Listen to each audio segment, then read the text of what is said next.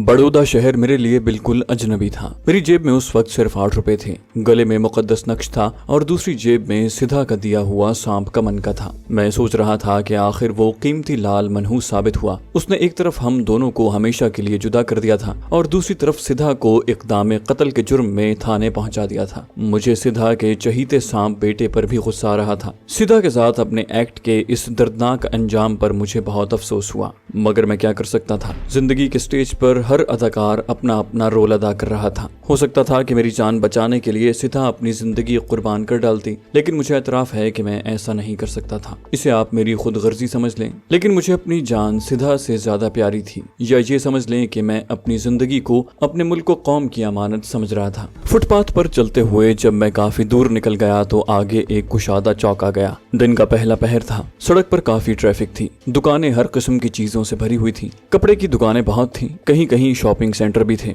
मैंने धोती और कुर्ता पहन रखा था, लेकिन मेरे लिबास की हालत बहुत खस्ता थी। मैंने बेंगलोर स्टेशन के प्लेटफॉर्म पर कुर्ता धोया था, लेकिन अब वो दुश्वार गुजार जंगलों के सफर के बाद जगह जगह से फट चुका था। मेरे सबसे बड़े 2 मसले थे, एक ये कि कहीं से कुछ रकम हासिल की जाए, दूसरा ये कि लिबास तब्दील किया जाए। लेकिन सबसे पहले मैं इस शहर को खैरबाद कहना चाहता था। कोल्हापुर के रेलवे स्टेशन पर मैंने नक्शे का जो चार्ट देखा था, उसके हिसाब से मुझे बड़ौदा से आगे अहमदाबाद जाना था। वहां से राजस्थान में दाखिल होकर उदयपुर पहुंचना था। उदयपुर से आगे रेगिस्तान था, फिर पाकिस्तान का बॉर्डर शुरू हो जाता था। मुझे उसी रेगिस्तान से भारत का बॉर्डर क्रॉस करके पाकिस्तान में दाखिल होना था। ये कोई इतना आसान काम नहीं था, मगर मुझे ये काम हर कीमत पर करना था। बड़ौदा से अहमदाबाद और अहमदाबाद से उदयपुर तक रेल जाती थी। उसके बाद सहरा का सफर शुरू हो जाता था। बड़ौदा से अहमदाबाद तक रेल का सफर करना खतरनाक था। कम से कम मुझे यही शुबा था कि पुलिस को मेरे बारे में पता न चल गया हो। हालांकि इसका इम्कान सिधा के बयान के बाद बहुत ही कम था, फिर भी मैं अपने आप को बदतरीन हालात के मुकाबले के लिए हर घड़ी तैयार रखना चाहता था। 2 बातें मेरे साथ बहुत अच्छी हुई। पहली बात यह कि पहाड़ों और जंगलों के मुसीबत से पुरसफर ने मेरे गोरे रंग को काफी सांवला बना दिया था। दूसरी बात यह कि मुझे तमिल जबान पर काफी उबूर हासिल हो गया था, चुनाचे मैं अपने आप को बड़ी आसानी से तमिल साबित कर सकता था। इन्हीं ख्यालात में गलता चौक क्रॉस करके दूसरी सड़क पर निकल आया। जहाँ एक स्टॉप पर बस खड़ी थी, उसका रुख स्टेशन की मुखालिफ समत में था। मैं बगैर सोचे समझे बस में सवार हो गया कि और कुछ नहीं तो रेलवे स्टेशन से ही दूर निकल जाऊं।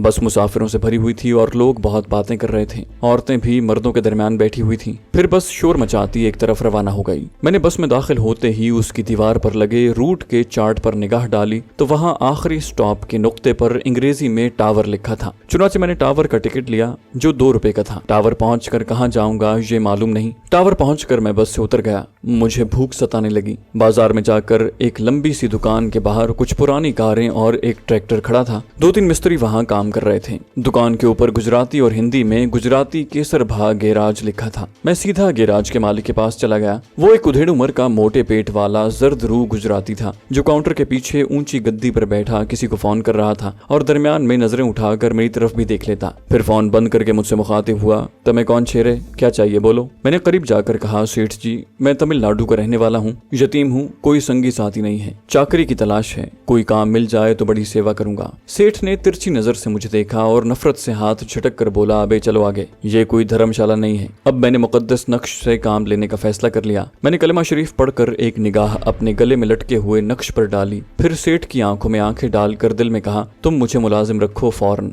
जब मैंने उसे नजरें हटाई तो सेठ की काया पलट चुकी थी। उसका लहजा ही बदल गया था। सर पर रखी हिंदुआना टोपी उतार कर अपने गंजे सर पर हाथ फेरा और बोला, अरे तू घर पर काम करेगा? मैंने कहा, हाँ सेठ, क्यों नहीं करूंगा। सेठ ने अपने किसी नौकर को आवाज दी और कहा, धनिया अबे इसे हवेली पर ले जा, सेठानी जी से कहना इसे खेत पर लगा दे। अरे जा, मेरा मुंह क्या देख रहा है। फिर वो मुझसे मुखातिब हुआ, अरे तेरा नाम क्या है? मैंने जल्दी से कहा, राथन। उस वक्त यही नाम मेरे जहन में आया। बोला, ठीक है, जा धनिया इसे ले जा। धनिया ने मुझे एक पुरानी फटीचर सी जीप में बिठाया और सेठ की हवेली की तरफ चल दिया। सेठ की हवेली शहर के मजाफात में खेतों के दरमियान वाक़ थी। मोटी जर्द रूह सेठानी ने मेरी तरफ देख कर नाक चढ़ाई, अबे धनिया, पहले क्या नौकरों की कमी थी जो इसे ले आया है, चल इसे खेत पर लगा दे। खेत में पहले ही 2 आदमी काम कर रहे थे। मैं भी उनके साथ काम करने लगा। जब भूख ने बुरा हाल कर दिया तो मैंने एक मजदूर से पूछा, भोजन कब मिलेगा? एक मजदूर हंसकर बोला, अबे भोजन यहाँ ना ही मिले है। दोपहर भी गुजर गई, फिर तीसरा पहर हो गया। मैंने कुछ नहीं खाया था। वहाँ पड़े घड़े से मैं मिट्टी के प्याले में पानी पीने बैठा था कि हवेली की तरफ से सेठानी के चीखने चिल्लाने की आवाजें आईं। सांप, सांप ने काट लिया, अरे दौड़ो, सांप ने काट लिया। दूसरे मजदूरों के साथ मैं भी हवेली की तरफ भागा।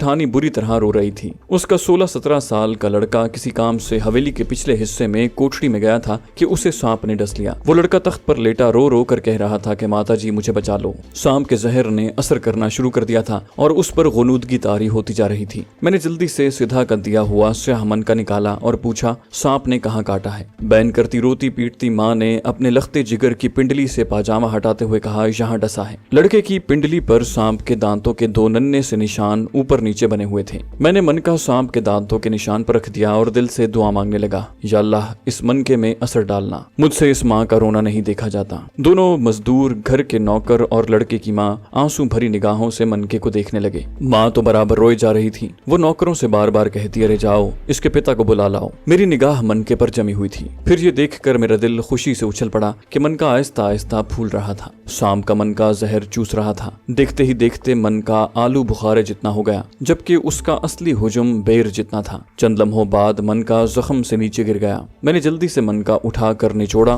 तो उसमें से स्याह जहर टपकने लगा। लड़के ने आंखें खोल दी। मैंने उसी वक्त टाट का एक टुकड़ा मंगवा कर फर्श पर गिरे हुए जहर को अच्छी तरह साफ किया और उस टाट के टुकड़े को जमीन में दबा देने की हिदायत की। जिस्म से जहर का असर जायल हो जाने से लड़के को होश आ गया और वो उठ बैठा। कुछ न पूछे उसकी माँ का क्या हाल था। वो मुझे बार बार सीने से लगाती और मेरा माथा चूम कर कहती, तुम भगवान के अवतार हो, तुमने मेरे बच्चे की जान बचाई है, तुम्हें भगवान ने यहाँ भेजा है। मैंने कहा, माता जी मुझे भूख लग रही है। उसी वक्त मेरे आगे भोजन के 2 थाल रख दिए गए जो कचोरियों, मिठाइयों और फलों से भरे हुए थे। मुझे सख्त भूख लग रही थी। मैं तमाम कचोरियां और मिठाई चट कर गया। इतने में सेठ भी धोती संभालता वहां पहुंच गया। जब उसे पता चला कि मैंने उसके बेटे को सांप के जहर से बचा लिया है तो वो अपने बेटे से लिपट गया। फिर मुझे गले लगाकर बोला, राथन तुमने मेरे बच्चे की जान बचाई है, तुम भगवान के अवतार हो। उसी वक्त मुझे गुस्ल कराया गया, नया कुर्ता पाजामा पहनाया गया, बाजार से मेरे नाप का नया जूता मंगवा कर पहनाया गया, गले में फूलों के हार डाले गए और मुझे एक सफेद बिछोने पर बिठा दिया गया। इस दौरान में नौकर स्टोर रूम से सांप को निकाल कर हलाक कर चुके थे। सेठ ने कहा, बिरजू की माता,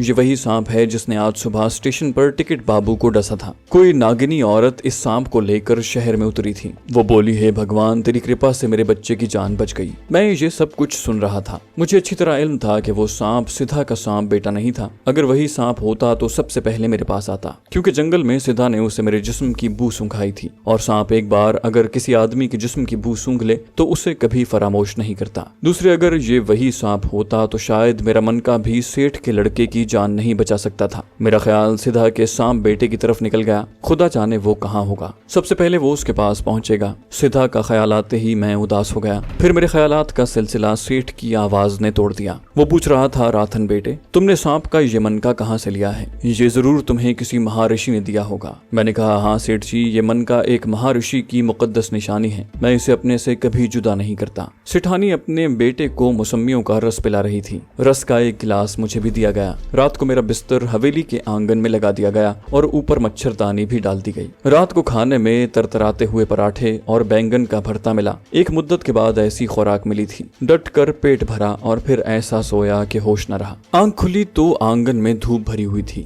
नौकर आगे पीछे फिरने लगे। सबसे पहले मैंने जेब में हाथ डालकर सिधा के मनके को देखा। वो मौजूद था। सेठानी आंगन वाले तुलसी के पेड़ को पानी दे रही थी। फिर उसने चिड़ियों के लिए चावल बखेरे। मुझे मसहरी से बाहर आते देखकर मेरी बलाएं ली। मैंने उम्दा खुशबू वाले साबुन से गुस्ल किया, कपड़े पहने और घर के मक्खन के साथ पराठा खाया और दूध का ताजा ग्लास चढ़ाया। सेठ मुंह में मसवाक लिए अखबार पढ़ता हुआ आंगन में दाखिल हुआ। लो सेठानी, देखो कल वाली नागनी औरत की तस्वीर छपी है। मैं आंगन वाले हैंड पंप के पास बैठा कुल्ली कर रहा था। वहीं एक लम्हे के लिए ठिठक गया। फिर तौलिए से हाथ पहुंचकर सेठ के पास आ गया। सेठ ने मुझे अखबार दिखाते हुए कहा, देखो राथन बेटे, ये वही नागनी औरत है जिसके सांप ने कल रेलवे स्टेशन पर टिकट बाबू को डस लिया था। राम राम, इस औरत की शक्ल देखो, बिल्कुल नागिन जैसी है। अखबार गुजराती जबान का था। पहले ही सफे पर सिधा की तस्वीर थी जो हवालात की सलाखों के पीछे सर झुकाए बैठी थी। मेरे दिल पर जैसे एक तीर सा लगा। सेठानी भी आ गई। सेठ मसवाक करते हुए बोला, अरे बिरजू की माँ, उस नागिन के कब्जे से एक लाल भी बरामद हुआ है। लिखा है कि ये लाल सांप के बिल में होता है। अब मैं ये मालूम करने के लिए बेचैन था कि अखबार में कहीं मेरा जिक्र तो नहीं। मैं गुजराती जबान नहीं पढ़ सकता था। मैंने सेठ से पूछा, क्या ये नागिनी अकेली थी? सेठ बोला, अरे नहीं बेटा, इसका एक सपेरा साथी भी हमरा था, वो फरार हो गया। उसका नाम रघु था। मैंने आहिस्ता से अपना रुख दूसरी तरफ करते हुए पूछा, रघु के बारे में क्या लिखा है? बोला, बस इतना ही लिखा है कि वो भाग गया है और पुलिस उसकी तलाश में है। फिर वो मिसवाक फेंक कर नलके की तरफ बढ़ता हुआ बोला, राथन बेटा तुम यहाँ जहाँ आराम करो, दुकान पर आने की जरूरत नहीं है। सेठ का बेटा बिरजू अभी तक सो रहा था। शाम को 2 डॉक्टर आए, उसे इंजेक्शन लगाया और दवा दी। एक डॉक्टर ने मुझसे मनका देखने की ख्वाहिश का इजहार किया। मैंने उसे मनका दिखा दिया। थोड़ी देर तक दोनों डॉक्टर उसे घुमा फिरा कर देखते रहे। एक डॉक्टर ने दूसरे से अंग्रेजी में कहा, ये कोई फ्रॉड है, सेठ को बेवकूफ बना रहा है, हकीकत में सांप जहरीला नहीं था। फिर वो दोनों मुस्कुराते हुए चले गए। मुझे उन पर गुस्सा तो बहुत आया, मगर मुझे उनसे कोई सरोकार नहीं था। गुजराती अखबार की उस खबर ने मुझे काफी परेशान कर दिया था कि सिधा हवालात में बंद है और पुलिस उसके साथी को शहर में तलाश कर रही है। सेठ जीप में बैठकर अपनी दुकान पर चला गया तो मैंने एक गुजराती नौकर से अखबार की खबर दोबारा पढ़वा कर सुनी। सिधा का एक जुर्म तो ये था कि उसने टिकट कलेक्टर पर सांप फेंक कर उसे हलाक करवाया, और दूसरा जुर्म ये था कि उससे एक बेशकीमत लाल बरामद हुआ था जो वो कर्नाटक के सरकारी अजायब घर से चुरा कर ला रही थी। ये सरीहन नाइंसाफी थी, मगर मैं सिधा की कोई मदद नहीं कर सकता था। मुझे खुद अपनी फिक्र पड़ गई थी। सिधा से पुलिस ने मेरा पूरा हुलिया मालूम कर लिया था और ये सारा हुलिया अखबार में दर्ज था। वो तो मेरी खुशकिस्मती थी कि हवेली के लोगों की आंखों पर मेरे एहसानात का पर्दा पड़ चुका था। इलावाजी मैंने गुस्ल खाने में जाकर शेव बनाते वक्त अपनी मूछों को कुतर कर बहुत छोटा कर लिया था, जो काफी बढ़ गई थी। अब मैं यहाँ से 9-2-11 होना चाहता था। इतनी मालूमात मैंने नौकर से हासिल कर ली थी कि बड़ौदा से अहमदाबाद को बसें भी जाती हैं, माल लेकर ट्रक भी जाते हैं और माल बरदार ट्रक रात को चलते हैं जो अगले रोज दोपहर को अहमदाबाद पहुंच जाते हैं। इसके लिए मुझे रकम की जरूरत थी। सेठानी से रकम वसूल करना कोई ज्यादा दिक्कत तलब काम नहीं था। दोपहर के खाने के बाद मैंने ड्रामा शुरू कर दिया। पहले उदास हुआ, फिर आंखों में आंसू भर लाया। सेठानी मेरे सामने बैठी, मुझे पंखा चल रही थी। वो बेचारी नेक औरत परेशान हो गई। मैंने उसे बताया कि तिरुचिरापल्ली में मेरी माँ सख्त बीमार है, मैं उसके इलाज के लिए पैसा कमाने आया था, खबर नहीं वो जिंदा भी होगी या नहीं। सेठानी ने कहा, बेटा राथन तुम क्यों रोते हो, मैं तुम्हारी माता जी को रुपए भेज देती हूँ, वो अपना इलाज करवा लेंगी। मैंने आंसू पोंछकर कहा, माता जी वहाँ अकेली हैं, उनके पास कोई नहीं है, अगर आप मुझे पैसे दे दें तो मैं उन्हें देकर आ जाऊंगा। सेठानी ने पंखा हाथ से रखा और साड़ी के पल्लू से चाबियों का गुच्छा खोलते हुए बोली, कितने पैसे चाहिए तुम्हें बेटा? मैंने बड़ौदा से अहमदाबाद, फिर अहमदाबाद से उदयपुर और वहां से आगे पाकिस्तान तक अपने अखराजात का मोटा मोटा हिसाब जहन में लगाया और कहा, बस सेठानी जी आप मुझे 1000 रुपए दे दें, मैं वापस आकर आपकी एक एक पाई चुका दूंगा। वो बोली, अरे बेटा इसकी क्या जरूरत है, तुम भी तो मेरे बिरजू हो, मैं अभी लाती हूँ। नेक दिल सेठानी 100 रुपए के 10 नोट रुमाल में लपेट कर ले आई और मुझे देकर कहा, बेटा मुझे ये वापस नहीं चाहिए, तुम वापस आ जाना, तुम ही मेरे घर की लक्ष्मी हो। मैंने हाथ जोड़कर नमस्कार किया और कहा कि भगवान ने चाहा तो जल्द वापस आ जाऊंगा। फिर मैं वहां से निकला तो पीछे मुड़कर भी न देखा। उस मजाफाती बस्ती में तरकारियों के खेतों में से जो सड़क शहर की तरफ जाती थी उस पर होता हुआ एक बस स्टॉप पर आ गया। यहाँ लोगों से पूछता पुछाता उस अड्डे पर पहुंचा जहाँ से बसें अहमदाबाद को जाती थीं। जिस तरह हिंदुस्तान के हर शहर में लारियों के अड्डों पर रश होता है, यहाँ भी था। पहले ख्याल आया कि रात को कोई माल बरदार ट्रक पकड़ूं, फिर सोचा कि इतनी एहतियात कहीं किसी मुसीबत में न फंसा दे। खुदा पर भरोसा करके अहमदाबाद शहर का एक टिकट खरीदा और बस में सवार हो गया। बस मुसाफिरों से भरी हुई थी। उस बस को दूसरे रोज सुबह अहमदाबाद पहुंचना था। बस बड़ौदा के मजाफात से निकलकर हरे भरे खेतों, आम पपीतों के बागों और नदी नालों को अबूर करती अपनी मंजिल की तरफ बढ़ी चली जा रही थी। मैंने मुसाफिरों का गहरी नजरों से जायजा लिया।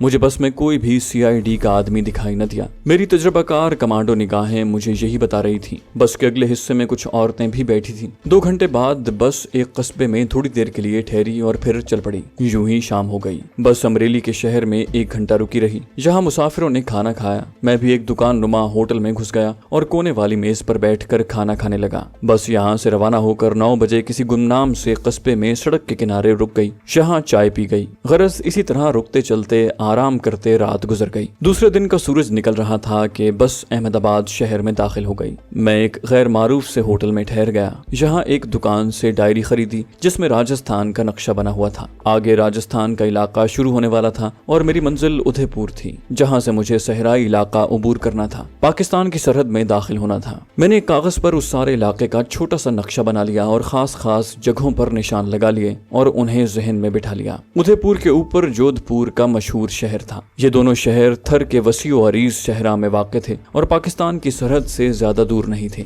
उदयपुर पाकिस्तानी सरहद से ज्यादा करीब था। मैंने यही सोच रखा था कि उदयपुर पहुंचकर कुछ ऐसी चीजें खरीद लूंगा जो मुझे सहराई सफर में काम आ सकती थी। दोपहर का खाना खाकर मैं शहर के एक गुंजान तिजारती मरकज में निकल आया। इलाका लाहौर का डब्बी बाजार से मिलता जुलता था। मैं अब अपने कुर्ते पाजामे से निजात हासिल करना चाहता था। चुनाचे एक दुकान से मेल खोरे रंग की जीन्स, उसी कलर की एक जैकेट और जॉगिंग शूज खरीदे। अहमदाबाद से ये चीजें ज्यादा बेहतर मिलती थीं। बाकी चीजों की खरीद मैंने उदयपुर पर उठा रखी थी। हाँ, एक खंजर, छोटी सी नोटबुक और सिगरेट लाइटर भी खरीद कर जेब में रख लिए। ये सब रास्ते में काम आने वाली चीजें थीं। होटल के कमरे में मैं रात को कुर्ता पाजामा उतार कर जैकेट और तंग पतलून पहन ली। सिधा का दिया हुआ सांप कमन का, छोटी नोटबुक, लाइटर और बाकी बचे हुए करेंसी नोट और खंजर वगैरह अच्छी तरह संभाल कर रख लिए। मैं सुबह ही सुबह यहाँ से निकल जाना चाहता था, क्योंकि उदयपुर जाने वाली लारी 4:30 बजे चलती थी। पुराने कपड़ों की गठड़ी सी बनाकर मैंने साथ रख ली। रात में अच्छी तरह सो न सका। मुंह अंधेरे दूर किसी मस्जिद से अजान की आवाज आई और एक मंदिर से घंटियों और आरती पूजा के भजन गाने की आवाजें बुलंद हुई। मैं उठकर बैठ गया। बाथरूम में जाकर गुस्ल किया। पुराने कपड़ों की गठड़ी उठाकर चुपके से होटल के अकबी दरवाजे से बाहर निकल आया। बाजार सुनसान पड़े थे। रिक्शा मिल गया जिसने मुझे लारी अड्डे पर पहुंचा दिया। लारी अड्डे पर ज्यादा रश नहीं था। टिकट लेकर मैं भी बस में बैठकर यूं ही ऊँघने लगा, मगर गोशे चश्म से माहौल का जायजा ले रहा था। बस सूरज निकलने से पहले ही रवाना हो गई। जब सूरज निकला तो बस एक ऐसी सड़क से गुजर रही थी जिसके दोनों जानिब कभी खेत आ जाते और कभी रेतीला मैदान शुरू हो जाता। थर का सहराई इलाका शुरू हो गया था। आगे चलकर पंजाब की तरह के कच्चे कच्चे मकान दिखाई देने लगे, जहाँ नारियल के बजाय खजूरों के दरख्तों की बहुतात थी। दूर कभी कोई ऊंट भी नजर आ जाता था। ये राजस्थान की लैंडस्केप थी। उदयपुर का शहर राजपूतों की अजमत रफ्ता की मखसूस यादगार था। ढलते सूरज की तिरछी नीम मलगजी किरणें दूर ऊंचे टीलों पर बने हुए पुराने कलों और कदीम महल्लात की बुर्जियों को चमका रही थी। घनी दाढ़ियों वाले राजपूत बूढ़े कांधों पर रंगीन चादरें डाले सड़क पर चले जा रहे थे। सड़क पर मोटर कारें, साइकिल और रिक्शे भी दिखाई दे रहे थे। मैं लारी अड्डे के मुसाफिर खाने में एक बेंच पर खामोश बैठा अपने अगले और आखिरी मिशन के बारे में सोच विचार कर रहा था।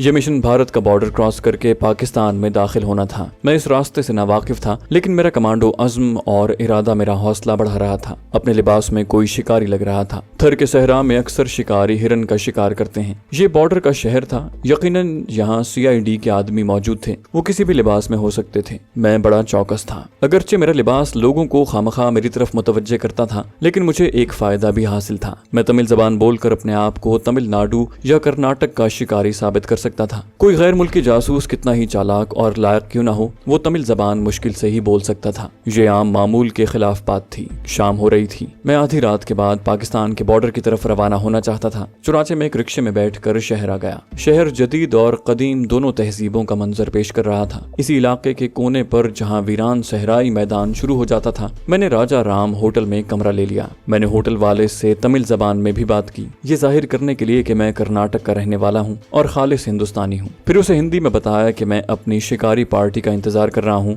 जो बीकानेर से आ रही है। मैंने वहाँ बैठकर खाना खाया और फिर अपने कमरे में जाकर नोटबुक से नक्शा निकाल कर देखने लगा। कमरे की खिड़की से सड़क नजर आ रही थी। वहाँ से कुछ फौजी ट्रक गुजरते देखे तो सोचने लगा कि बॉर्डर के साथ साथ यहाँ भारतीय फौजी चौकियां बहुत होंगी, लेकिन सहरा में बॉर्डर क्रॉस करने के मौके बहुत मिल जाते हैं। नक्शे पर सहरा दिखाया गया था, बाकी किसी गांव वगैरह का नाम नहीं लिखा था। यह आम सा निसाबी नक्शा था जिसको मैंने बड़ी नोटबुक से अपनी छोटी नोटबुक पर नकल कर लिया था। पाकिस्तान सीक्रेट सर्विस के चीफ चौधरी साहब ने मुझे जो अपना खास खुफिया कोड नंबर दिया था वो मुझे जुबानी याद था। उन्होंने मेरा खुफिया नाम दरवेश रखा था, जिसके बारे में सिवाय चौधरी साहब के और मेरे तीसरे किसी शख्स को खबर नहीं थी। अभी सूरज पूरी तरह गुरूब नहीं हुआ था। मैंने नोटबुक जेब में रख ली और सिगरेट सुलगाकर आहिस्ता आहिस्ता कश लेता हुआ नीम दराज हो गया। अचानक होटल के नीचे लोगों का शोर सुनाई दिया। मैंने कोई ख्याल न किया और इत्मीनान से सिगरेट के कश लगाता रहा। कमरे का दरवाजा खुला और होटल का लड़का चाय की प्याली लिए कमरे के अंदर दाखिल हुआ। उस वक्त मुझे चाय की शदीद तलब हो रही थी। मैंने उठकर चाय की प्याली थामी और लड़के को 1 रुपया टिप देते हुए पूछा, क्यों रे, ये नीचे शोर कैसा है? लड़के ने जवाब दिया, साहब एक पाकिस्तानी जासूस पकड़ा गया है। मेरे हाथ से चाय की प्याली गिरते गिरते बची। एक बार तो वाकई मुझे यूं लगा जैसे किसी ने पलंग को जोर से हिला दिया हो। मैंने बड़ी मुश्किल से अपने आप पर काबू पाया और चाय के घूंट लेते हुए पूछा, कहाँ से पकड़ा है? बोला, साहब बॉर्डर क्रॉस करके आया है। पुलिस के सिपाही उसे नीचे पानी पिला रहे हैं। लोगों ने उसे बड़ा मारा है। लड़का सलाम करके चला गया। उसके जाते ही मेरे अंदर करंट सा लगा। मैंने जल्दी से प्याली टेबल पर रखी और उठकर नीचे आ गया और होटल के दरवाजे की ओट में किसी हद तक छुप कर खड़ा हो गया। होटल के सामने एक छोटा सा सहन था जिसमें पानी का नल लगा हुआ था। लोग एक दूसरे के ऊपर गिरे जा रहे थे।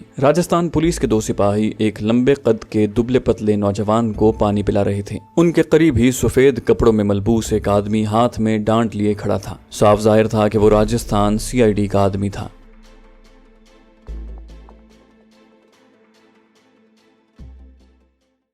To तो दोस्तों ये थी हमारी आज की एपिसोड। उम्मीद करते हैं आपको हमारी कहानी पसंद आई होगी। जाने से पहले इस वीडियो को लाइक कीजिए और शेयर करना मत भूलिए। कमेंट करके हमें बताइए कि आपको हमारी वीडियो कैसी लगी। और अगर अभी तक आपने इस चैनल को सब्सक्राइब नहीं किया तो इसे सब्सक्राइब कीजिए और बेल आइकन दबाकर ऑल नोटिफिकेशंस ऑन कर लीजिए।